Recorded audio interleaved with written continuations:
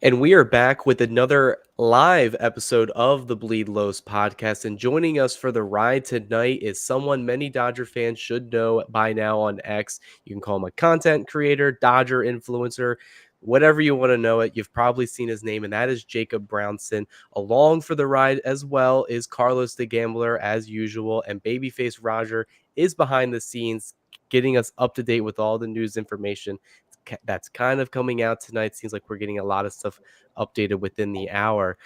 We've got a lot to discuss. The latest Juan Soto rumors, Blake Snell's introductions, the MLB winter meetings coming up, and the most recent one, which is Teoscar Hernandez, which we will get into in just a moment. But before we get into all of that, let's go to thank our sponsor, BetOnline. BetOnline is the world's most trusted betting platform and your number one source for online betting. From the earliest odds to in-game live betting, BetOnline provides you with all the action and the ability to watch the games as they happen. With the largest selection of odds on everything from football, NBA, college basketball, NHL, UFC, and MMA, you name it, BetOnline has it. Head to BetOnline today and get in on the action with America's most trusted site for online wagering. BetOnline, the game starts here. And I introduced him to start the show, and that is Jacob Brownson. Everyone's probably seen you on Twitter or X, whatever anyone's calling it now. Hope But for so. those that don't know who are you, Jacob?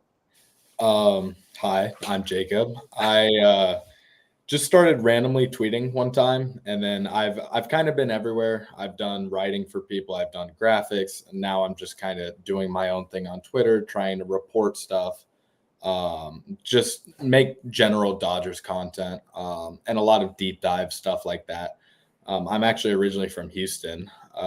Was at the 2017 Game 5. Fun fact. And then just became a Dodgers fan through my dad, grew a passion for it, and I love talking about the Dodgers. Yeah, I think, we've always communicated, we like interacted on social media, primarily Twitter. And I just felt like we had to get you on the show because one, you're known around the Dodgers X or Twitter sphere. And plus you're just very knowledgeable, you know what you're talking about. So I'm very interested to see, with the latest rumors we're hearing, with the players that are potentially available and the winter meetings coming up, potentially this is someone's favorite time of the year. The off season is kind of, the island of misfit toys, build your roster, give your reasons. And I think you do a really good job in that. So I'm really excited to get your thoughts on that. But credit to you. You do a lot of good work, you and CJ and, everybody else that's involved with, the Dodgers social media. It's a lot. But Carlos, we got you back here as well. I feel like it's been a while since I've gotten to talk to you. Have you seen all the rumors that are floating around? Yeah, I definitely have. I've seen Teoscar most likely signing with the Dodgers. So once I read that, then the stuff I heard earlier about Soto, that means that must have been true that the Dodgers were out on Soto, and so now that we're hearing this rumor about him signing the Dodgers signing Teoscar, so we know that Soto's probably out of play for the Dodgers, which is a good thing. I'm so glad that this is over. I'm just I don't like how it gets dragged out, and that's all we hear. He's going to Boston now. He's going back to the Yankees, and so glad it's over. Glad he's going to make his decision soon, and glad the Dodgers can now work on getting another pitcher, secure our outfield because we definitely need we need to secure our outfield. Our outfield right now is well if Teoscar comes back, and then we got center field, and then I guess we're going to have Pages in right field, I guess. So glad that's coming to an end. Yeah, you brought up his name, and that's kind of going to be the first topic we're going to talk about here tonight because that's fresh off our minds, and that is Teoscar Hernandez. We know how beloved he is from the fan base. Especially during what he did during the World Series, the regular season, winning the Home Run Derby, making the All-Star team, and then helping this team finally get over the hump for a full season and win their first World Series championship since 2020. Jacob, there were rumors out there. David Vassay is reporting, and he is very, very credible when it comes to Dodgers information. Usually, whatever he says is more than likely the outcome that's going to happen. He's putting out there that Teoscar Hernandez and the Dodgers are getting really, really close to officially re-signing with each other. Are you surprised that they're bringing him back, or did you think this was Plan A all along? Well, first of all, like you said, David Vassay, usually when he says something about the Dodgers, he's correct. When he speaks, you kind of tend to listen. I think Teoscar Hernandez was always kind of plan A for the Dodgers. They've kind of been linked to Soto. Feenson reported that they weren't really a favorite for Soto. You had the Passan report today that claimed that they offered 600. I do think they were always going to make a run at Soto, and they kind of knew that Teoscar was always an option for them. And it's likely Teoscar is going to take a team-friendly deal. I would say probably somewhere around 372 would kind of be my prediction. But no, it's really good for the Dodgers to bring Teoscar back. He's big moment. You want Teoscar Hernandez up. He was there for the Dodgers throughout the entire season, especially in the postseason. So I think it's really good for the Dodgers. It does pose the question about where he's going to play. And Carlos kind of mentioned this a little bit, but if you put Teoscar in left, you're assuming Pages is in right. It begs the question of where Dalton Rushing is going to play. Because one thing with Soto is you could probably play him in left. He's played left in his career and be okay. Rushing's only played left field in the minors. The Dodgers refused to include him in a crochet deal. So they clearly think of him extremely highly, which means they're going to want him out there next year. And I don't think that's in right field. So maybe you move Teoscar to right, but he was statistically a not great defensive outfielder in left last year. So it does pose the question of what's next down the line with Rushing. Yeah, Carlos, you mentioned Teoscar, and I feel like he was kind of writing on the wall where we all thought he was more than likely going to be back. And obviously Juan Soto is still out there, and we'll definitely get into the likelihood of him even becoming a Dodger at this point, with Teoscar Hernandez pretty much close to the finish line of re-signing with the team. But same question I asked Jacob. Are you a little surprised here that the Dodgers went, to bring back, Teoscar Hernandez, potentially a multi-year offer, and then also with Jacob saying, more than likely going to be a corner outfielder again, but this time instead of a 1-year deal, we're probably going to see a multi-year. Are you surprised? I don't know if I'm surprised, but I don't. What Jacob said, I don't think Teoscar was Plan A. I think the Dodgers' Plan A was Soto. I just don't think that when Soto started, hovering around the 600 million mark, I think the Dodgers, said, what, we're not going to spend that kind of money. If this guy can come here for 4 years and we'll just give him, a high AAV, then that's better. But I think that Teoscar was Plan B, and I think Teoscar also knew that. And I think the kind of guy he is, I think he understood that. And, and that's the kind of person that he is. That's what's reflected on him on the playing field, at the parade, and just the way he is, in social media too. So I think he understands the business aspect of baseball. And I think he didn't take it personally. And that's great. I'm glad that hopefully, like I said, hopefully with David Vass saying this information, it's true, and they sign him and we can move forward. Like I was saying, Jacob said it.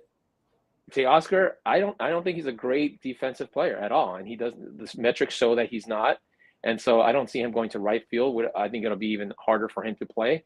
So I think he's going to be our left fielder. We got Edman in center, and then Pages. He's been left and center, I think, most of the games that he played last season. So switching him to right, that's a tough one for him. He's got the arm for sure, but I don't know. It's going to be a question mark. You guys mentioned Rushing. Rushing hasn't. I don't know how much outfield he's played in the minors, but that's another question mark too. But we've done this before. We haven't had the best defensive outfielders in the last year, and we still won the whole thing. So how important is that, and how critical is it going to be to the 2025 season? I don't know. I don't think it's high on my list of my concerns for the Dodgers next season.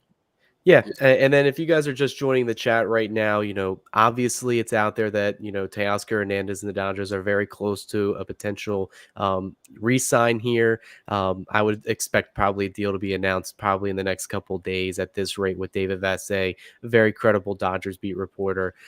If you guys want to get involved in all of this with the talk on the show, Obviously, the quickest way to do that is the super chats. We greatly would appreciate that. It helps you get to the front of the line if you have any comments, concerns, or a question for any three of us here on the show. Other than that, honestly, put your opinions in the comments. We'll definitely be reading those right now. Are you guys surprised that Teoscar is back? Are you happy that he's back? Are you bummed that this may take the Dodgers out of the Juan Soto sweepstakes? Because there's a lot of avenues you can go if you're the Dodgers here, because that's going to get us into the next thing. We've seen a lot of reports of Juan Soto over the past couple days. I feel like we've seen him sign for 3 different teams since Thanksgiving, whether it's the Mets, whether it's the Red Sox, whether maybe he's going back to the Yankees, maybe he is going to the Dodgers.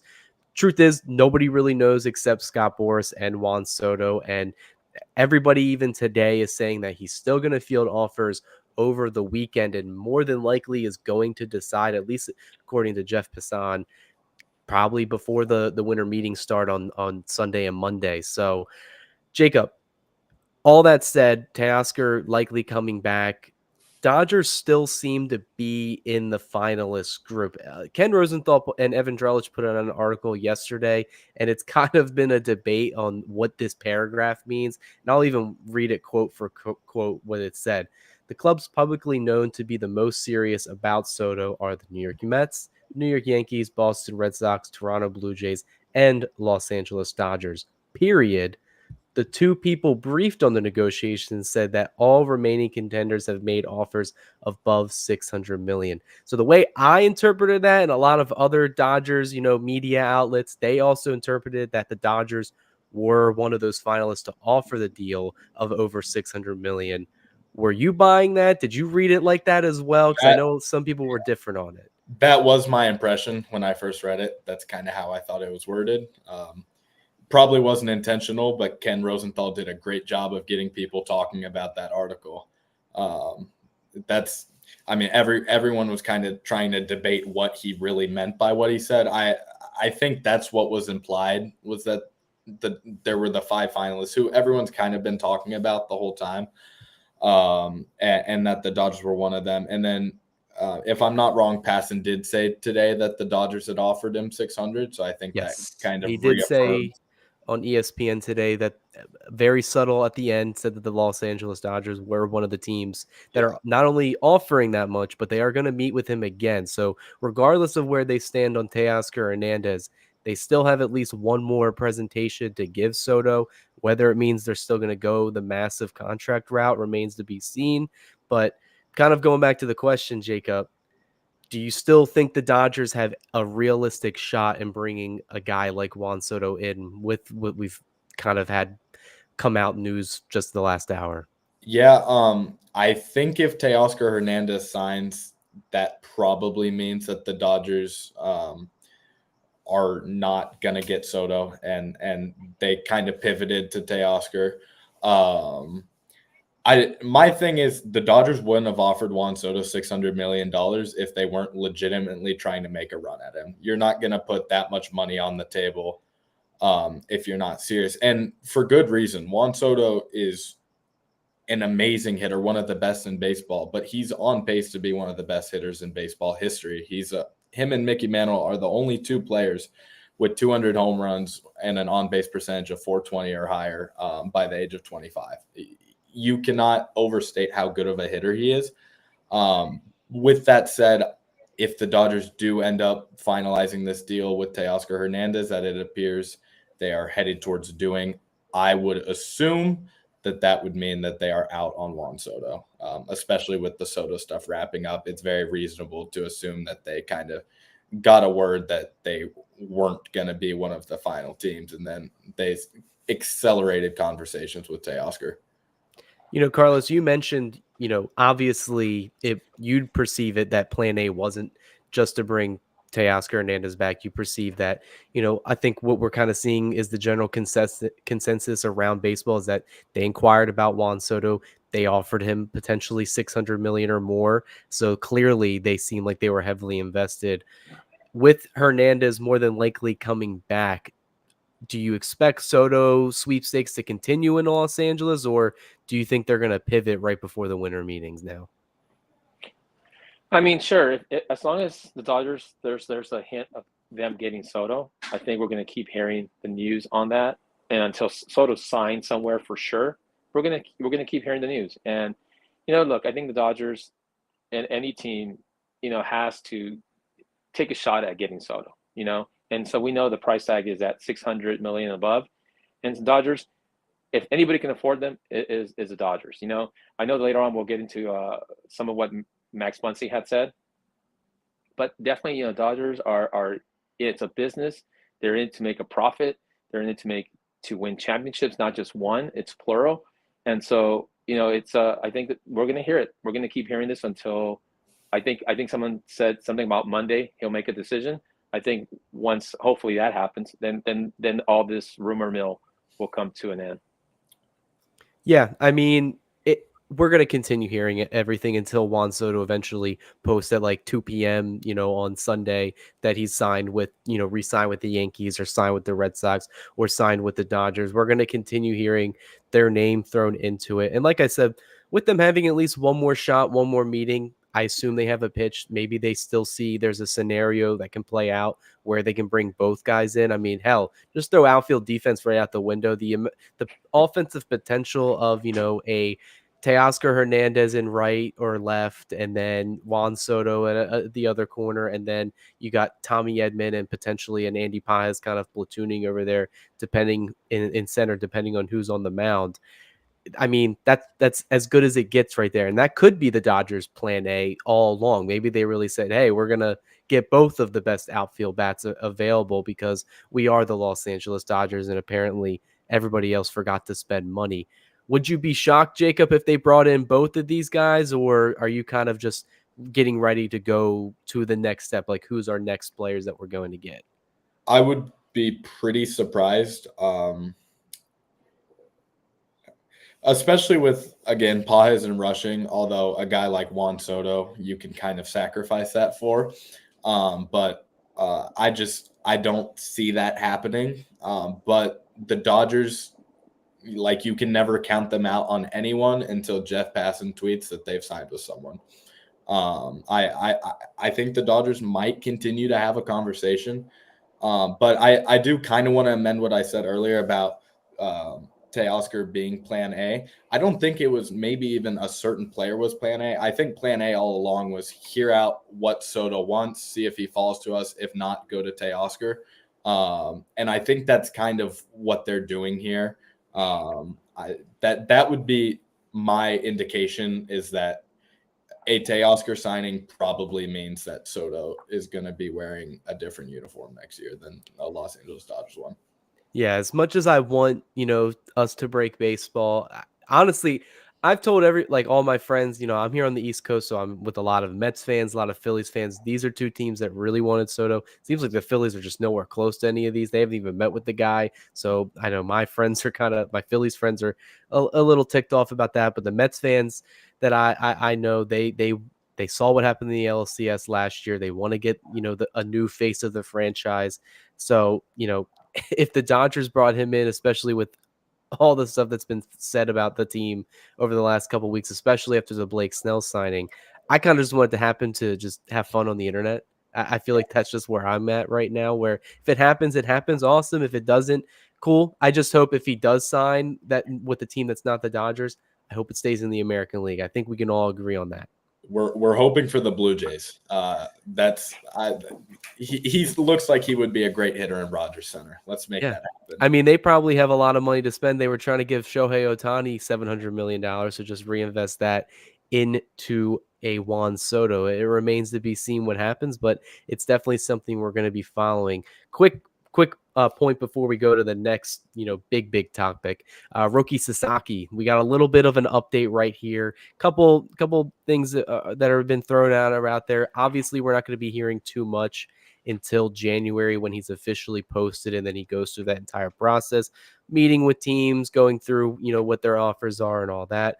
But we did get kind of a semi update from Baseball America writer Ben Badler. He kind of put out where his top projected landing spots would be, and he kind of went against the grain here. I know a lot of people on social media have been saying, "Oh, well, the Dodgers are favorite," but if you look on, the if you look at the insider perspective, a lot of them are trying to say, no, the Dodgers aren't the no-brain pick here. However, he went against the grain, and he said that the Dodgers are the favorite for a variety of reasons, whether it's just, the area of being on the West Coast, the familiarity with being with, multiple Japanese players like Shohei Ohtani, like Yamamoto, the culture of Los Angeles, the culture of the team, and then the money. Dodgers are still going to have a sizable bonus. It's going to be kind of bottom of the pack with all the teams resetting in January, but he still says the amount of endorsements that he could make, which has been a big topic right now, where some insiders are saying he won't make as much in Los Angeles compared to other places. I think that doesn't really make sense. But given all that, Carlos, we've talked about Sasaki before. I still expect it to be a move the Dodgers are 99% going to make. Does that change your opinion at all, or do you still think Sasaki is pretty much on his way to LA? Yeah, it did change my opinion when you guys mentioned that this morning about him possibly going to the Padres. I mean, I guess it makes sense. I've heard it too, where if he comes to the Dodgers, and he's looking to make some money because he won't be able to make all that money because he's coming in early to the MLB. Endorsement wise, Ohtani has all the endorsements in LA. I mean, every Japanese company, he has them all. I mean, Yamamoto, we don't even see him on any commercials. At least I haven't. So where does that leave Sasaki? I mean, what is he going to get?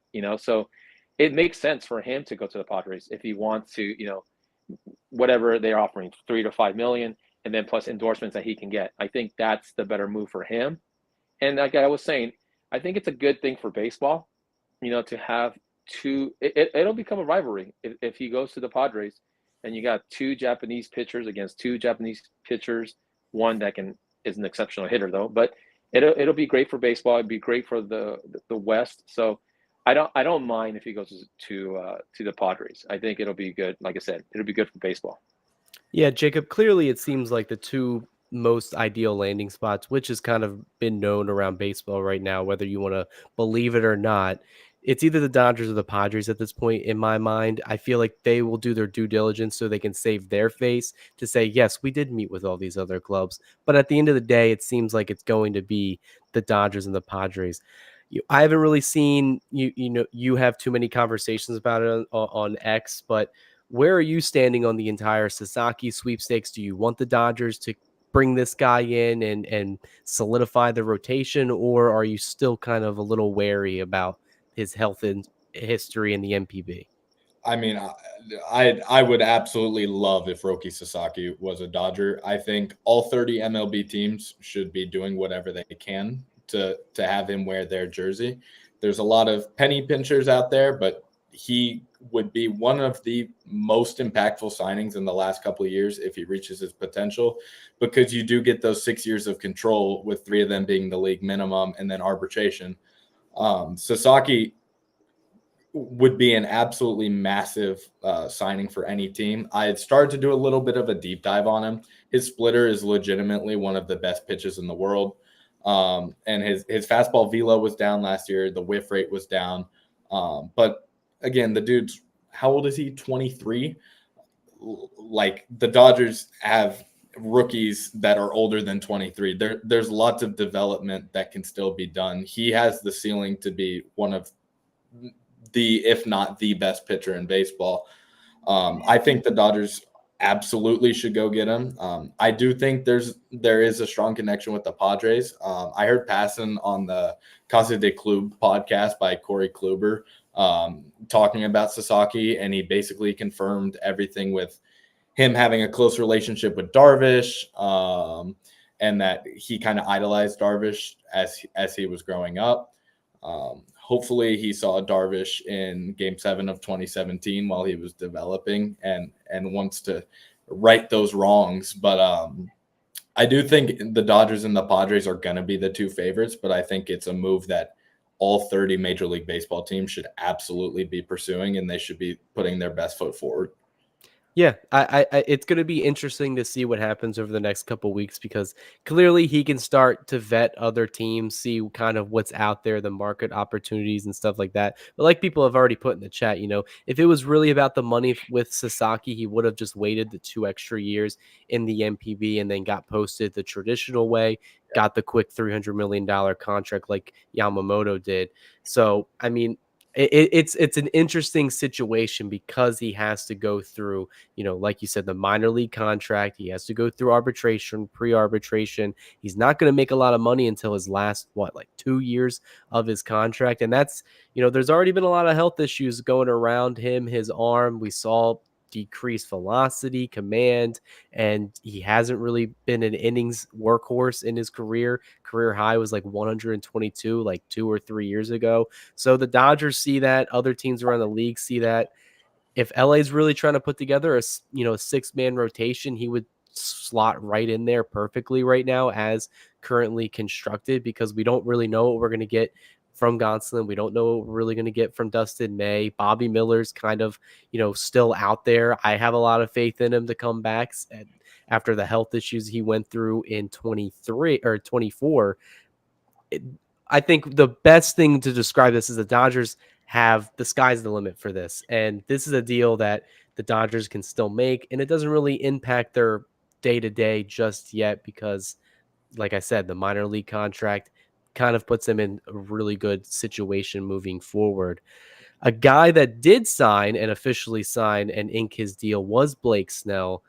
Carlos, were you extremely high on Blake Snell? Were you hyped? I know when I was asleep, you guys were texting in our offline group chat and trying to get me to wake up so we can go live for it. But Blake Snell finally inks the deal, 5 years, $182 million. Had this press conference yesterday. Roger was there. We got all the interviews posted on the channel. Did you have a chance to watch any of those interviews and see what he had to say about joining the Dodgers? I did watch a little bit, but I know that we covered this like I think 2 weeks ago, last time I was on, and we talked about, is it going to be Fried? It's going to be Snell. It's going to be Corbin. And my pick was Snell. I'm not a big fan of his personally, but I know that he was first of all, the Dodgers need a lefty in the rotation. That's one, and that's probably the main reason why they picked him up. Two, this guy has been a Dodger killer for a long time, and now we have him on the team, which is great.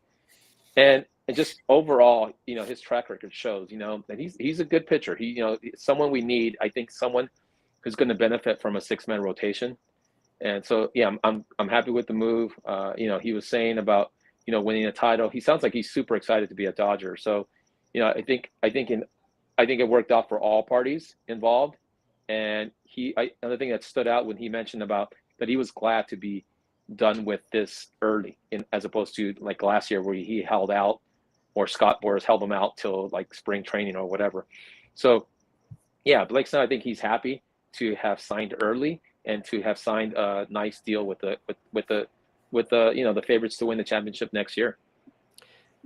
Jacob, when entering the offseason, the Dodgers were definitely looking to add and address their starting pitching depth. Obviously, they got tested this past season despite everything that they did last offseason, adding Glasnow, adding Yamamoto, bringing back Kershaw, signing James Paxton.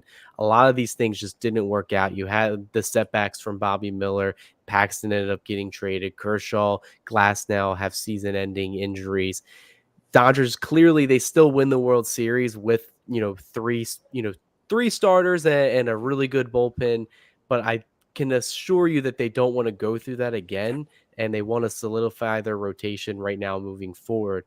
Clearly, we were talking about what impact starter they were going to add. I didn't think it was a bold take to say, hey, look at the top 5. They were definitely going to get 1, maybe 2 of these guys just to address the rotation depth. Out of those guys, we had Max Fried, we had, Corbin Burns is still out there, but the Dodgers decided to go with Blake Snell first. Did you love them kind of picking him out? Because there's a lot to like, but there's also a lot to dislike with Snell's game, depending on who you ask. Where do you stand on that side of the coin? Yeah, I'll address a couple of those points. First, I think the Snell signing is a slam dunk. He's a guy who's going to bring strikeouts to your rotation. You can question durability, but I don't read too much into it with him. He's the guy you want on the mound in October, and the Dodgers have a couple of those guys. But Snell, his stuff, like, you want strikeouts in the postseason, and that is what he brings.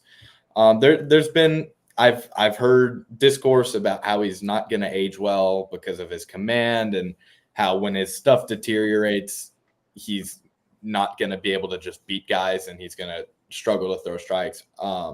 Which that's fair, but I don't think it'll be a problem. I was looking into him a little bit earlier. He threw his fastball for a strike about 49% of the time last year, and it was only middle 4.8% of the time. And I believe that was like 5th percentile, and that's significant. If you look deep into Snell, you see he's not throwing balls because he can't throw strikes. He's throwing balls because he doesn't want to give up homers and give up hits. I forgot exactly who it was, but I saw this really good post about it on X. And Snell, it's clearly a decision that he's made that he would rather walk a guy than give up a hit. And I think that'll age well. The last year, and I want to go back to what they said in the press conference.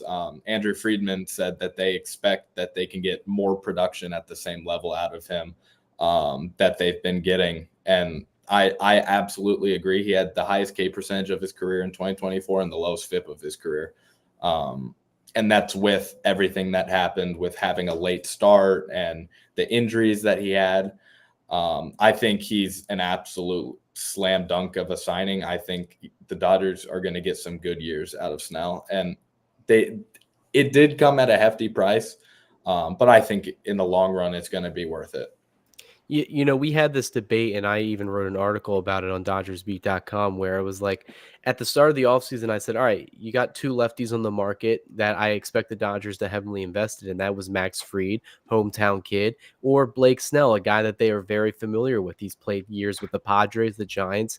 They faced him in the 2020 World Series. They know what they were getting. They didn't really hit him too well at all. You know, even Andrew Friedman said yesterday they were glad to finally add him, you know, to their team. That way they don't have to face him again, because more than likely this Snell just signed the last deal of his career. He even alluded to himself, if this isn't it, he does want to end his career in LA. I mean, I feel like every player does at this point, considering the era of Dodger baseball that we're in.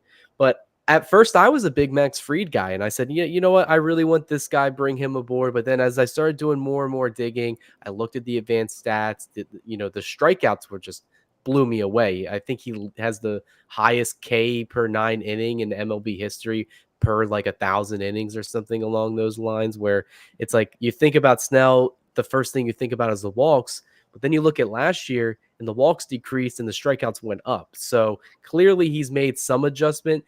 And he was a second half pitcher for his entire career, but it was even more, shown last year, where he had an ERA at 6 in the first half, an ERA under, I believe 2 or 3 in the second half of the season. So clearly he figured it out. The late start, he definitely didn't want to have happen again.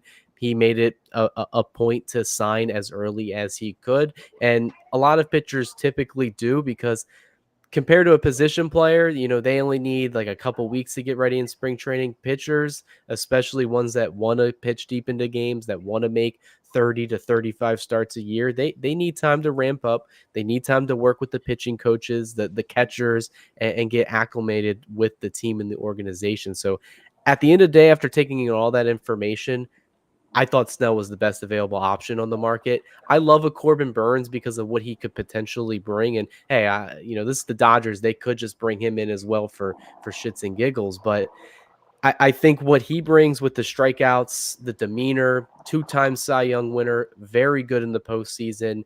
I think if the Dodgers can tap in to limit the walks while also keeping him very effective with the strikeout percentage, I think this is going to be one of the best signings that they've made in a while, because, correct me if I'm wrong, Jacob, it just seems like they haven't had a dominant lefty in the rotation, because Kershaw's kind of been, on the back burner because of his health concerns. But, when he's on, Snell is arguably the best left-handed pitcher in baseball. I absolutely agree. When he is pitching well, and it always seems to come around the same time of the year, But when he is pitching well, Snell is probably the best left-handed pitcher in baseball, and he's already acclimated to LA. Did you see the price of his merchandise? Yeah, it's going up. It was already on the store before he was even announced as the signing was official, in case anyone thought the physical failed or anything. But yeah, this guy, he's already a Dodger, and we can see that with everything that we've seen online. Absolutely. Um, Carlos, quick question on Snell here. You look at the Dodgers rotation where it stands, where does he fit in the rotation? Is he automatically slotted in as the one? Fangraphs has him currently slotted as SP1. Is he your opening day starter right now if you start the season? Or are you still giving the ball to Yamamoto? If Glasnow's fully healthy, is he getting the ball? Or does Blake Snell instantly become, the quote unquote guy? I think we have to factor in the fact that we're going to start the season in Japan, so That that doesn't definitely count. That's different type of opening. Oh, let's say domestic opening day. Because Glasnow got the start both times, but I feel like if everyone's healthy, I feel like Yamamoto is definitely going to get that first start. right out there. But yeah, you know what? That's a tough one. I would slot him in second pitcher. I think he's SP2. Honestly, I think depending on how Tony's looking, and Glasnow too, how he's looking, I just, but you know what? It's a good problem to have. All I can say is that's amazing how we're going to stack on some of these, like when we play these series next year, and they're going to look at, like, let's say Otani, Snell, and Glasnow, or Yamamoto, Snell, and Otani. It's going to be great for the Dodgers. So this is whatever he's at. If he's number one or two, it's a good problem to have to decide who's going to be your number one. Yeah, and I'd like to add in that the Dodgers made Yoshinobu Yamamoto the highest paid pitcher ever for a reason. I still think he's probably your opening day guy. Could also be Otani. You could see Snell get bumped. I don't think he's any lower than 3. But I think looking at that rotation, it's hard not to, in some order, do Otani Yamamoto first when you're talking like domestic opening day. Yeah, the Dodgers have options. Clearly, obviously, we know once the season starts, not everyone's 100% healthy. More likely than not, Otani's not going to be in the starting rotation to start the season, at least for the first, I would say, couple weeks because of his shoulder surgery. Yamamoto, we still have to see how his shoulder bounce back. I think he'll be fine considering what we saw him do in October. Glasnow is the biggest wild card for me because I just feel like those elbow issues just don't go away. Yes, if you stop throwing a baseball for a couple weeks, I can even attest to this, Carlos. My elbow flares up all the time when I throw a baseball. And once I take a couple of weeks off, I'm like, my elbow feels good. Start throwing it again, and it just starts flaring up again. So we have to see what Glasnow feels with that. We don't know yet. That's the biggest wild card for me in terms of the Dodgers rotation. But if everybody's healthy, I have to agree with you, Jacob. It's very hard to bet against Otani and Yamamoto because I feel like people forget when Otani's healthy, he's like a bona fide Cy Young candidate. His last year in 23 when he was pitching, he was in the Cy Young conversation before he ended up, season-ending Tommy John. Yeah, he had a 3.15 ERA before he injured himself. One of the things I like to do is like post videos of every strikeout for a certain pitcher on a certain pitch, and I featured both Otani's sweeper and fastball, and it really gave me an appreciation for how good of a pitcher he is. His sweeper, like every stuff metric, has it super high. It's probably his best pitch, and he throws 100.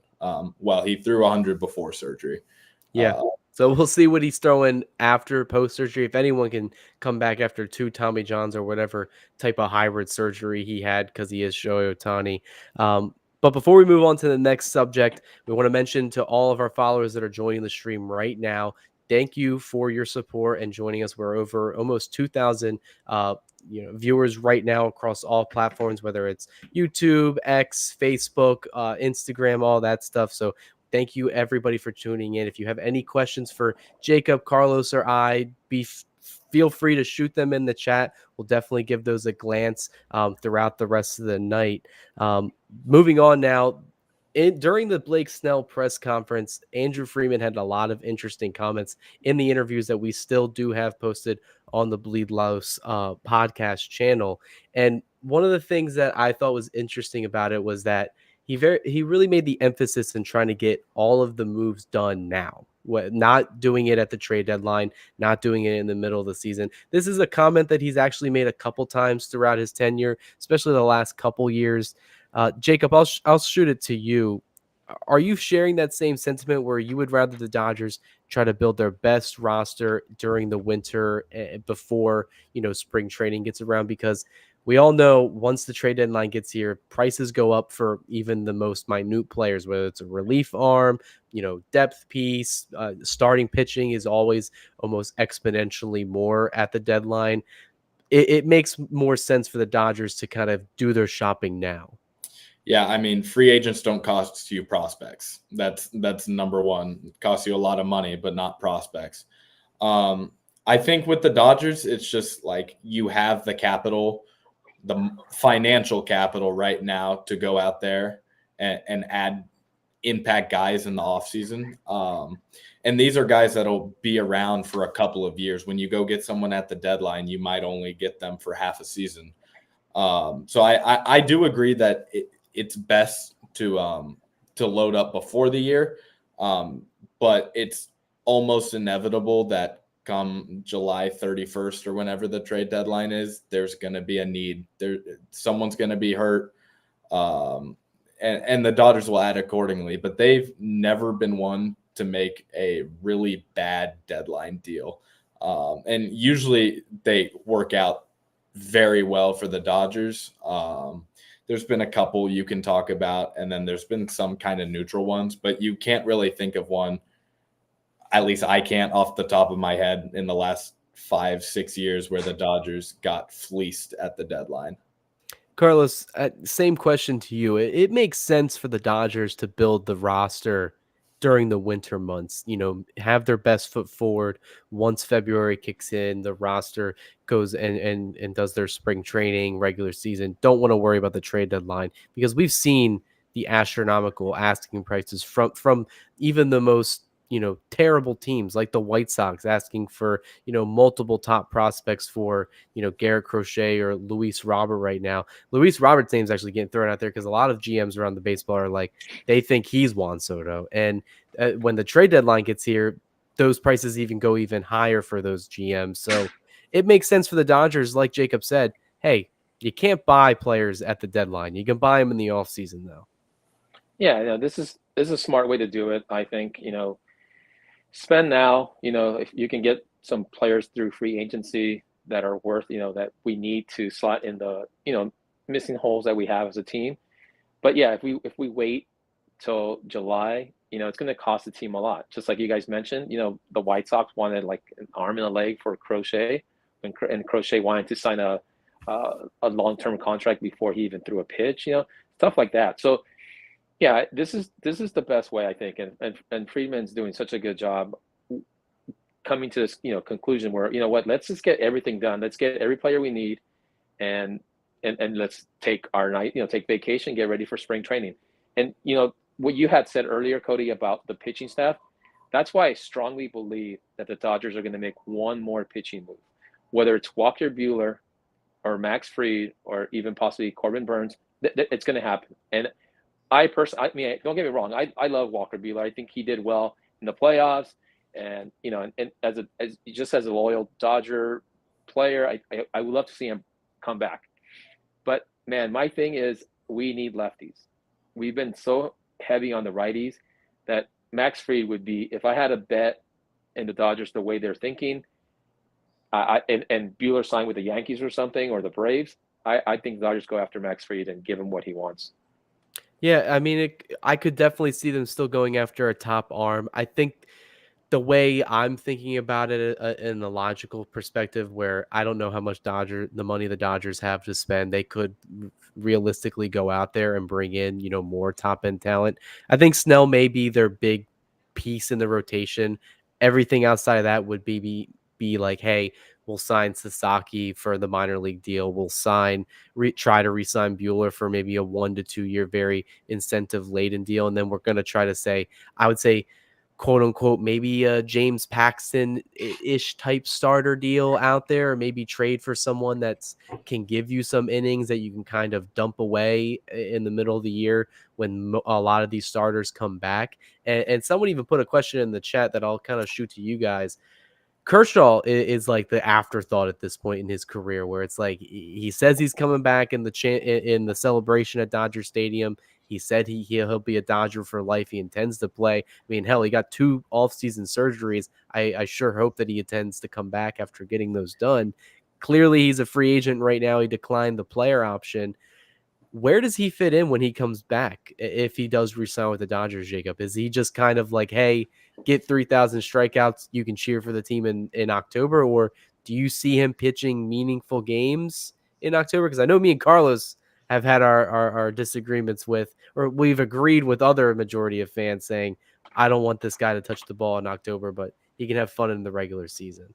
Yeah, I mean, I'll say there's almost a 100% chance Kershaw will wear a Dodgers jersey next year. Him not signing yet is likely a formality with the 40-man crunch.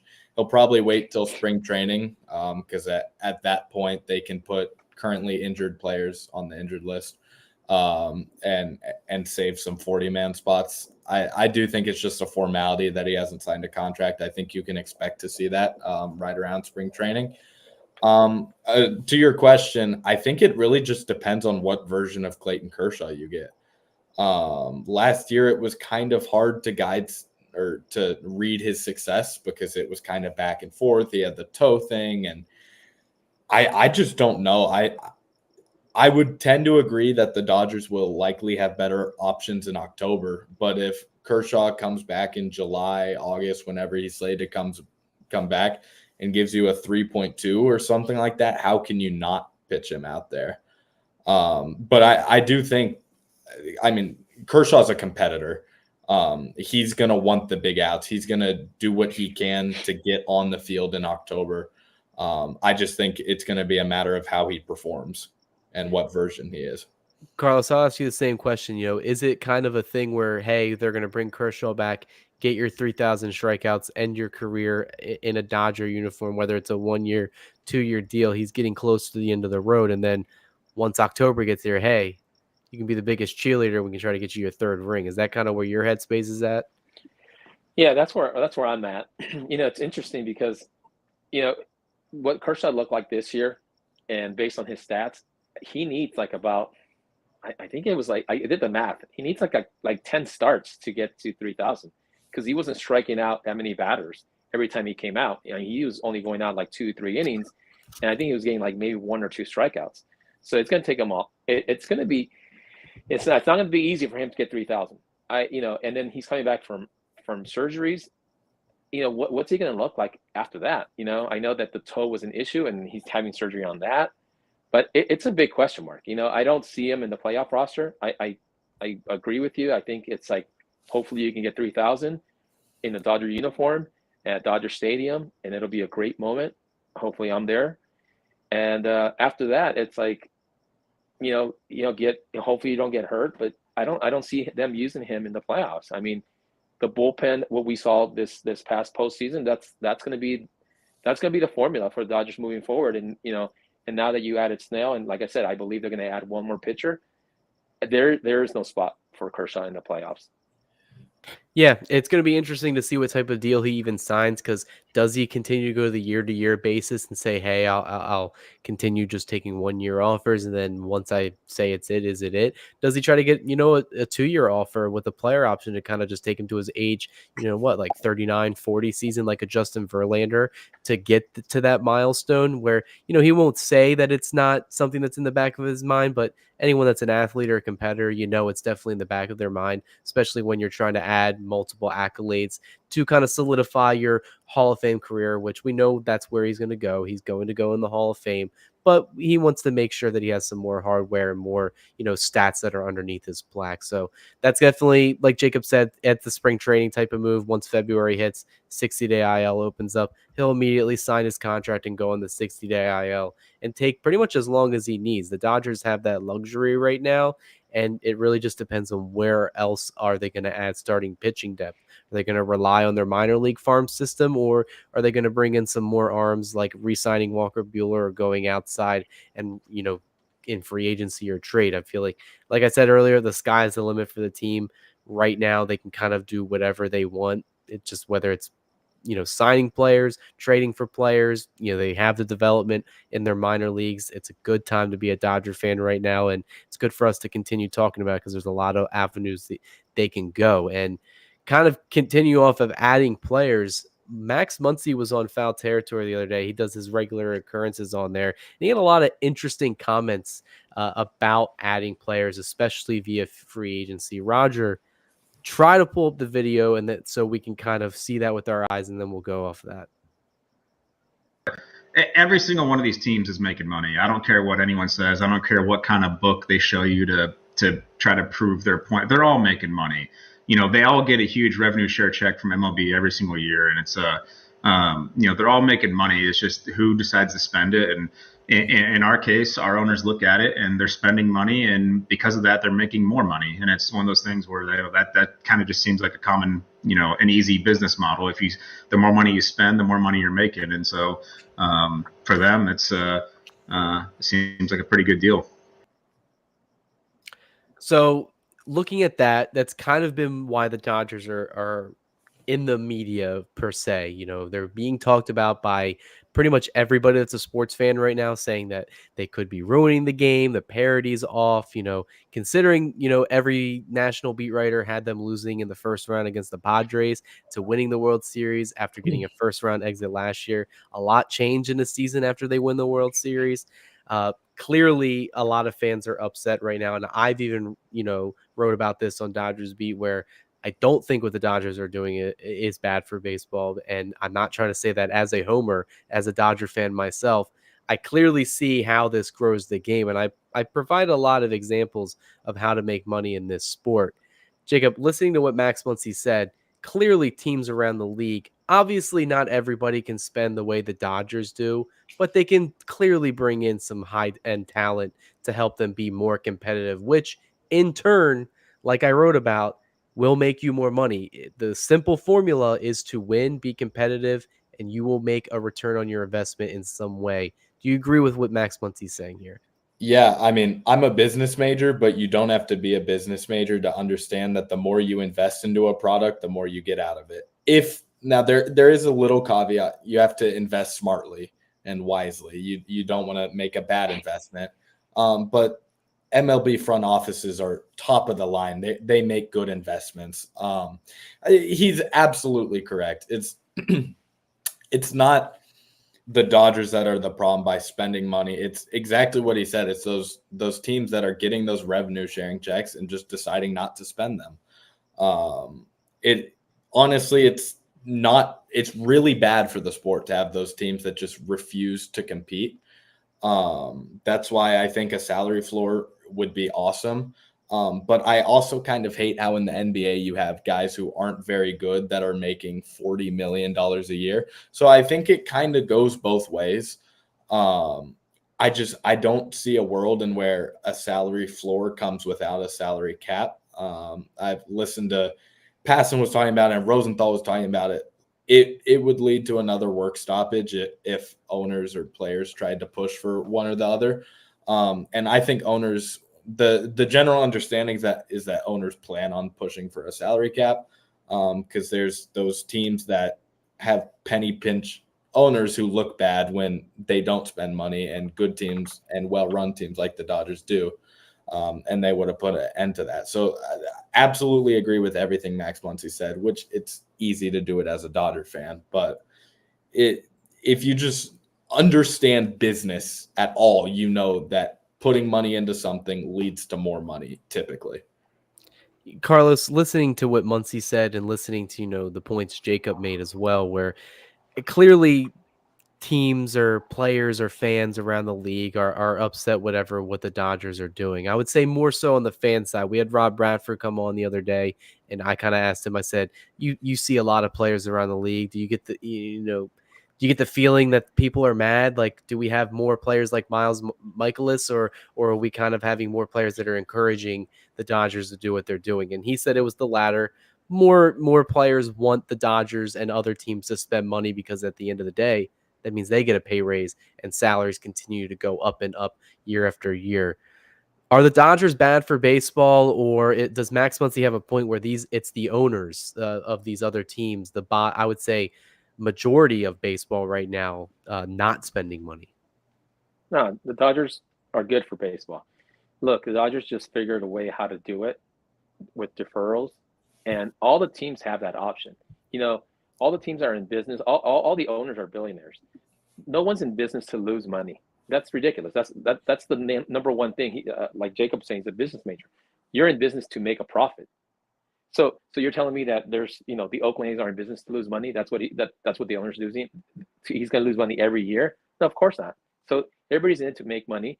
It's just how much do you want to spend, and how much do you care about your fan base and what you want to bring to them. The Braves have figured it out. The Braves, they signed their rookies to long-term contracts and pay them very little. Acuna, even though he's gotten hurt, he's a good example. He's underpaid. And so the Dodgers, their thing has been deferrals. So and other teams have spent more than the Dodgers. So Muncy's 100% correct. Anybody can do it. And then also draft picks. Do a better job in drafting. And then when there's a top player that's available during the trade deadline, well, then dump your prospects and pick up that player. And then that way you don't spend that much money. Maybe he's got 5 years under control or something. So there's ways to do it. I just don't. Some of these owners just don't care. Yeah, and I'd like to add again, as pathetic a franchise and organization as the A's are, and with everything going on there, John Fisher is still making a ton of money off of that team. It doesn't matter that they're not selling tickets. It doesn't matter that they're not competitive. That owner is making a whole lot of money that he could reinvest in the team. They make money just from other teams putting money in. John Fisher is making a lot of money off the A's. And any narrative that investing would lead to owners losing money is absolutely ridiculous and shouldn't even be considered. Yeah, I mean, I wrote an article the other day on Dodgers Beef that goes into a lot of more depth in terms of the numbers and like the revenue sharing, the TV deals, why the Dodgers are taking advantage. But to kind of do the cliff notes here, where, like I mentioned earlier, winning and having success in a sports franchise will, at the end of the day, make you more money. If you look at the values, and the teams that I picked out were for a reason. If you look at the value of the New England Patriots before they embarked on their dynasty run, they were valued at around $430 million, just a little bit over of the NFL league average at the time. They're now the second most valuable franchise in football, just behind the Dallas Cowboys. They're one of the most well-known brands in sports, in the sports world right now, because of the 6 Super Bowls that they ended up winning. The Golden State Warriors are another one where they were worth, 750, 800 million, like a little bit over a decade ago. They're now the most valuable franchise in the NBA right now because of what they've done, the players that they've decided to bring in. Everyone said that they were the criminals of the NBA when they brought in KD to join, the super team, and they end up winning a couple more championships out of that. Kansas City Chiefs were another one where they're the kind of more recent example of this. They have 3 Super Bowls in the span of 5 years. They've doubled their franchise value from around like 2 billion to 4, almost 5 billion now. And even our Los Angeles Dodgers, when they sold and they declared bankruptcy, or right before they declared bankruptcy, they were valued at around $800 million. They're now the second most valuable franchise in baseball at around 5, almost $6 billion.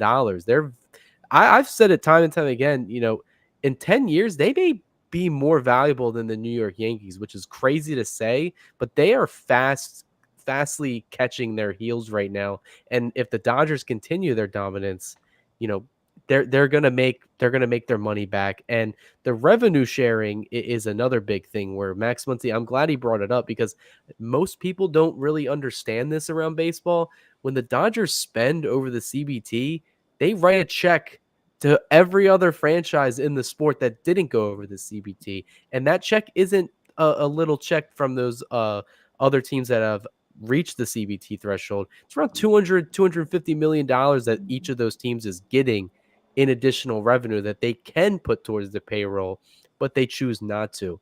Like I said, Jacob alluded to it right now. It's going to be a huge discussion, which once the CBA ends in 2026, I mean, good luck. You're more than likely going to see another lockout. So if you're the Dodgers right now, just go spend and keep spending, bring in all these players, win as many championships as you can in that window, because you don't know what's going to happen. Are they going to bring up deferrals and try to change that? Are they going to bring up, the salary floors and the salary caps?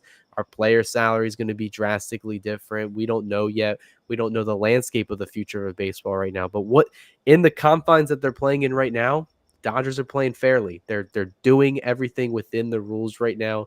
And I say credit to them for being smart and savvy, which is something I think Jacob brought up, where they're just a smart franchise right now. Hey, Cody, let me add to what you said about the Golden State Warriors and the New England Patriots. So I know you guys are much younger than I am. And I remember as a kid, those two teams were awful. They were awful. Yeah. And one of those two teams, by coincidence, that you mentioned how much they're worth now, how did they become better? They didn't become by free agency, by draft picks, Tom Brady and Steph Curry. So, every team has the ability to be great. You just got to draft well. You got to develop these players in the farm, and hopefully, they pan out. But, Dodgers, they've done a pretty good job, I would say. Probably maybe not the best with the farm, but they're pretty good. They're up there. They're not the bottom. They're probably top 5. So that's something that nobody ever talks about. It's like you got to develop your players. Yeah, and the Dodgers have done a really good job over the past, 10, 15 years. We all know that the players that they've drafted and developed and traded away to bring in good talent. Clearly, the Dodger fans, we're not trying to be biased. We know our team better than everybody, so we know what they've been doing the past, 15, 20 years right now. We're getting close to the end here, so I'm going to round out our last 2 topics. I wanted to talk about it more today, but a lot of more news started breaking out, and that is the winter meetings coming up this weekend. Obviously, Juan Soto is the big topic right now, where he's going to have teams meet with him over the weekend before the winter meetings start. I believe they start on Monday, this upcoming Monday, and go throughout the week. Jacob, I'll go to you real quick because I feel like you have to have a couple players circled on your bingo card. If you're the Dodgers heading into this winter meetings, are you going more of the trade route, free agency route? Which player or players do you think the Dodgers should and could acquire? My number one guy when it comes to current MLB players, because Sasaki would be one, is Walker Buehler. I do think the Dodgers need more pitching, and I think you can get Walker Buehler to a pretty team-friendly deal. And Walker Buehler's tougher than a $2 steak. Like, that guy is the moment. You can always trust him in October, first of all. And we saw him evolve as a pitcher throughout the entirety of last season. You could see that he was getting close even when the results weren't there, and he was saying he was getting close. You could see that he was on the way. And I think he's adjusted to the pitcher he has to be now, and he can be a good pitcher. And I just think that's one of those guys that you want on your team in October. In fact, I know that. I don't think that. I know that. Dodgers have been linked to Correa and Arenado, kind of. Arenado seems to be kind of forcing his way onto the Dodgers almost. It's like I might post a Tate McRae song on my next Instagram post and see if that works. But it's just I'm not fond of an Arenado trade. You already have a pretty, according to last year's defensive statistics, Arenado and Muncy were about the same defensive player. Muncy's a better bat. He's on a more team-friendly deal. I just don't think you need Arenado, because if you get Arenado, you're probably putting Muncy at second base, where he's not very good defensively. And yeah, I mean, I think they should explore trades, maybe a Crochet trade, but the White Sox are notorious for asking for way too much, and the Dodgers aren't going to give up way too much. But it could also depend on where they see Dalton Rushing being in the future, because that was the big thing at the deadline, was that the White Sox were asking for Rushing in a Crochet deal, and the Dodgers refused to include him. So I think there's a lot of unanswered questions, but I don't really see the Dodgers doing that. Carlos, the winter meetings are where, everything really starts to take off in MLB free agency and the MLB offseason.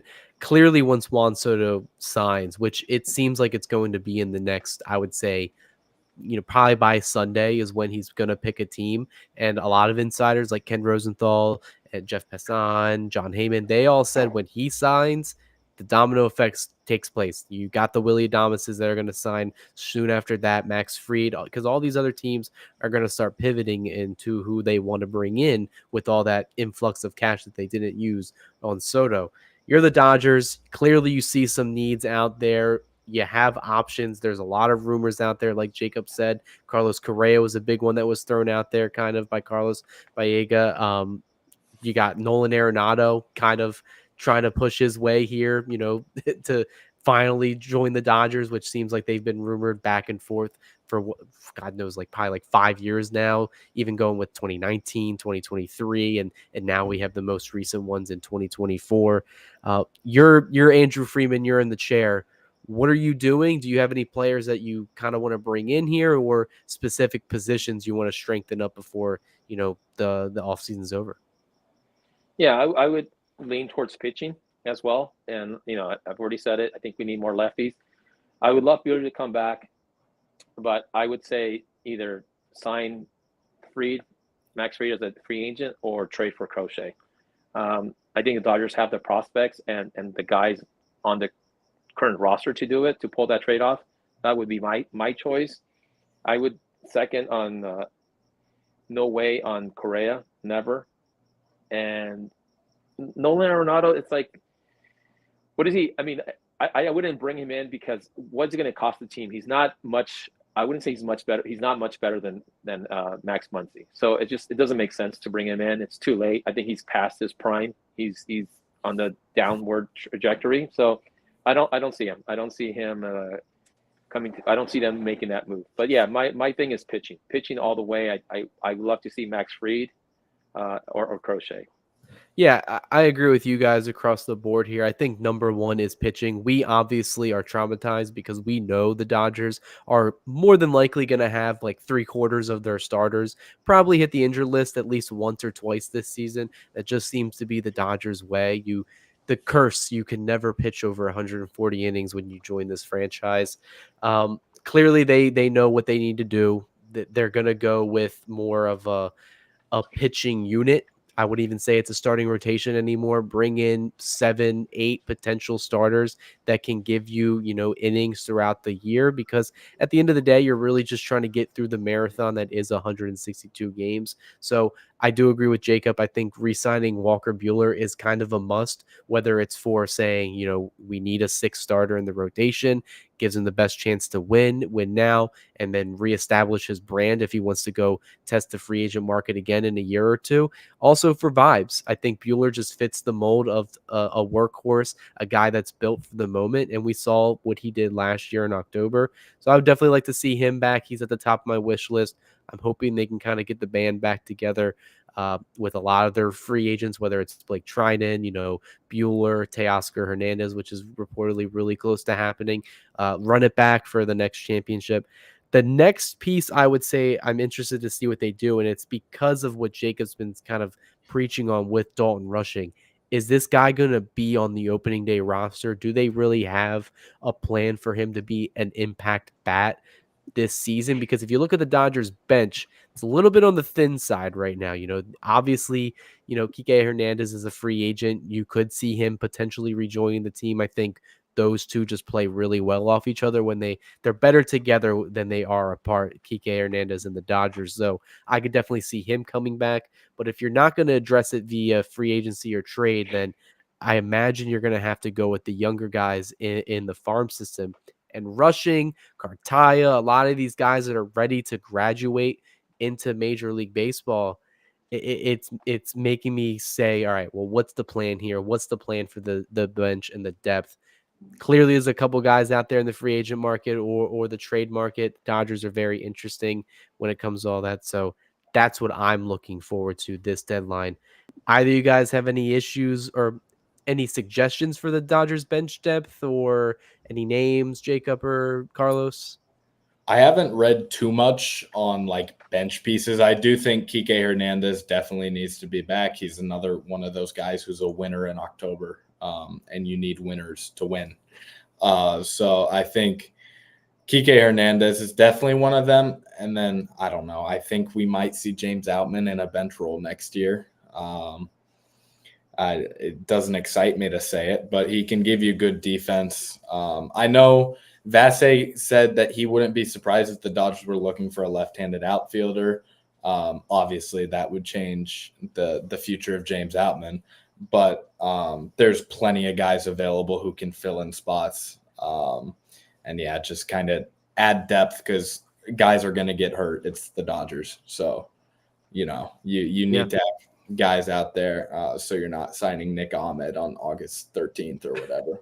Yeah, depth's it's a big issue for the Dodgers right now, kind of trying to make sure that they have that depth, like I said, for the entire season, and then hopefully everything's put together once October gets here. Last segment, it's an interesting one. Everybody's kind of been talking around about baseball. I don't think it's going to happen. I just think they're kind of putting it out there to kind of get baseball some press. But the golden at-bat rule that Rob Manfred and the owners were talking about the other day, if you aren't familiar with it by now, it's basically, say if you have Shohei Ohtani, he's batting leadoff, but you have like the 7th, 8th, or 9th guy up to bat, you can bring Ohtani in for that one time to bat in that particular spot. More than likely, probably like a late inning type of thing, like runners in scoring position, game on the line, stuff like that. Very backyard baseball. Something I would do with my friends, if we're playing wiffle ball or something. Carlos, you see this around the news because I feel like we've been giving Rob Manfred his flowers. Me and you have. We credit him for saving baseball with the pitch clock. He's done a lot of stuff right now with the ABS system in the minor leagues, which is going to get tested out this year. But this just seems like a bonehead suggestion. Am I wrong there? No, you're not. This is crazy. All the rule changes, I'm like I said, I'm a little older than you guys. I like the old rules. The pickoff thing is still killing me that you only pick them up 3 times. If you don't get them out, it's a balk, So, these rules are just insane. But yeah, this one would definitely ruin the game, I think. I think if they implement this rule, it's going to ruin the game. Statistically wise, you're giving extra bats to a guy. I like to keep score. That's going to mess up my scorebook. What's going? What's? Yeah, this is just it's nuts. That's the things I'm thinking about because like when I'm in the press box and I'm doing the score, I'm like, it gets hard. Like when stuff goes on during the game. If they add this, I'm just not going to keep score anymore. It's going to make it way too confusing when I sub him out and put him down in the 7th hole. Jacob, any thoughts on this rule at all? Because I feel like it's been universally hated. I'm pretty sure Manfred's heard that. I have a few. I want to start by agreeing with what you said. I think other than the absolute butchery of the Astros cheating scandal, that Rob Manfred has done a pretty good job as commissioner. The ratings are up in the playoffs. I think most of the rule changes are good generally. Pitch clock, it makes baseball a lot more enjoyable, at least to watch on TV. It's a little less enjoyable in person, but this golden at bat rule would be an absolute travesty to baseball. I can't get on board with it at all. Like Carlos said, guys like Shohei Ohtani are getting 162 more at bats in a season, which messes with a whole lot of things. And it's not baseball. Like at this point, let's give a guy a medal at bat for one at bat or something like that. Like it doesn't feel. I'm all for rule changes and improving the game, and I think they've done a good job. But this golden at bat rule, I think, is absolutely terrible, and I don't think it ever happens. You see guys voicing displeasure about it. It's just imagine you're a pitcher. Let's say, and this would be good as far as entertainment, yes. But let's say you have Edwin Diaz versus Shohei Ohtani. 7-pitch at bat, Diaz strikes out Shohei Ohtani. Now the Dodgers say Shohei gets to come up again, and Edwin Diaz has to make more good pitches. Closers usually don't see people multiple times, first of all. So that would entirely change how relievers and closers would be used and their approaches. You strike out Shohei Ohtani, now you have to face him again, and you just showed him everything that's in your arsenal. And relievers don't have vast arsenals because they only face guys one time. So it's not like a starter where you're going to save a couple pitches for the next time you see them. You're showing them everything in that at bat. I don't think it's baseball. I can see how it would be entertaining because you would get at bats like the World Baseball Classic, Trout versus Ohtani all the time. But it feels like way too much of a change for me. Friend of the show, Robbie Hyde, he put out on X. It sounds like something that could be cool for the All-Star game, and I would be okay to see that. Like if you wanted to implement that in that sort of way, where trying to get all eyes on superstar player versus said superstar player, because at the end of the day, that's what baseball's trying to do right now. That's the one thing in baseball that's very hard to replicate according to other sports, because at the end of the day, in the NBA, you can have, Steph Curry or LeBron James. They have the ball down in the last couple seconds. It's up to them, win or go home. Like they can win the game single-handedly for you. In baseball, we all know it's more of a team sport. Ohtani could have the greatest season of all time as a hitter like he did this year, but at the end of the day, he only gets around 3 to 4 at bats. And you don't even know if he's going to get a chance in the bottom of the ninth inning. The lineup could be, the 6, 7, 8 guys. So he may not even get a chance to give you the lead or tie a game or something like that. Baseball wants storylines. They want to grow the game in any way they can. Like you said, I like how you brought up, take the best closer against the best hitter. That's the matchup people want to see at 9 times out of 10, I would say. That's what is going to sell tickets. That's what's going to put eyes on the TV, the monitor, or your cell phone, or whatever you're watching it on. So at the end of the day, yes, it makes sense, but it doesn't make sense for the actual sport itself, because it kind of breaks I wouldn't say it breaks the competitiveness, but it breaks, what baseball is entirely. And yeah, I think we can just, it's something that was put out there, but it's quickly going to be put to rest. And I don't imagine it gets brought up again. Maybe, like I said, maybe if it's a thing for the All-Star game, I could see it definitely being implemented there, but in a regular season or postseason game, there's no way I could see that happening. If it was implemented in the All-Star game, would you guys be for it there, or do you not want it in entirely? That's fine. I'm all for giving everyone a metal bat at the All-Star game and giving all the fielders catcher's gear so they don't get killed out there. Like, I don't care what they do in the All-Star game. The MLB All-Star game's already very entertaining. I think it's the best All-Star game in sports. Actually, I know it is, because the NFL, they barely touch each other. In the NBA, no one plays defense. So it's already a good product. I think that would be a good change for the All-Star game, though, because you're going to get those narratives of Ohtani versus Class A or Judge versus whoever we want to pull from the NL. Like, I do think that would be a good addition for the All-Star game. Yeah, honestly, a lot of stuff to talk about today. We went over a lot of information, a lot of rumors. We didn't get to touch on everything as deeply as we would have hoped, but due to time constraints and kind of wanting to process the rest of the information that's being out there, we're going to get ready and wrap up here. But before we end the show, I do want to appreciate and give a shout out to Jacob for joining us. I have to imagine and hope that this isn't the last time that we collaborate on here in some way. Like I said at the beginning of the show, brings a lot of insight on Dodgers, Twitter, or X, whatever you want to call it. For those that don't know where you are or currently can find you, where can they find you? Plug all the stuff that you can.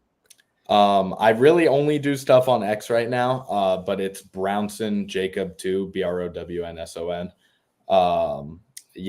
I don't really do much else. I'm kind of gonna try to start expanding, but that's if you want to find the stuff I do, it's gonna be on X. My last name, first name, 2. Yeah. Awesome. Yeah, it was great to have you on and join Carlos and myself here. Going to give us a nice new voice to kind of bring in some more information for us. And then for anybody else that's been here or is new, make sure you subscribe, like the video, like the live stream, comment, do everything there. It really helps us grow. We've reached over 12,000 followers and subscribers the other day, I believe. So we're continuing trying to grow the channel here.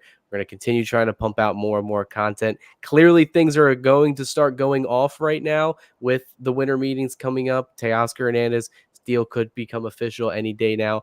We got the Juan Soto stuff that's still out there and all these other trades and free agent candidates that are out there as well. So clearly we could have some breaking lives that are going to come out in the next probably 7 to 10 days. So you want to make sure you're subscribed, have the alert bells on. That way, you know, whenever we are going to go live. And then for the videos we already have posted, we have a lot of stuff that's the Blake Snell signing, the Andrew Friedman interviews. We have interviews around the city of the lookalike contest with Otani. That one was a funny one to watch there. So we have all that stuff up on our YouTube channel.